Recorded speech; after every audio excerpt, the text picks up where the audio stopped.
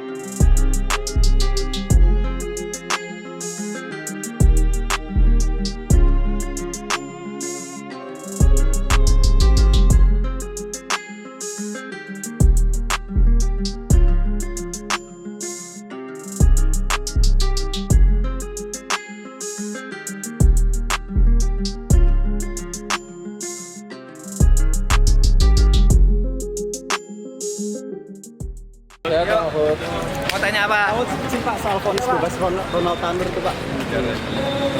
Ya, itu harus diperiksa karena dari public common sense ya, dari logika publik itu tidak masuk akal ya. Orang sudah terbukti meninggal dan ada hubungan dengan penyiksaan menurut para kesaksian dan menurut dakwaan jaksa, kok tiba-tiba bebas. Bebas itu kan nggak bisa dibanding upaya hukumnya, tetapi bisa kasasi. Oleh sebab itu saya berharap kejaksaan melakukan kasasi tentang ini, karena itu kita serahkan kepada hakim, tapi selama ini terasa, sampai saat ini terasa itu melanggar atau menodai rasa keadilan. Tetapi tentu nanti biar Mahkamah Agung yang menilai. Hari ini saya membaca Kepala Kejaksaan Tinggi Jawa Timur menyatakan belum bisa kasasi karena belum mendapat turunan vonisnya. Alasannya begitu. Nah, mestinya itu kan gampang sih, bisa diminta.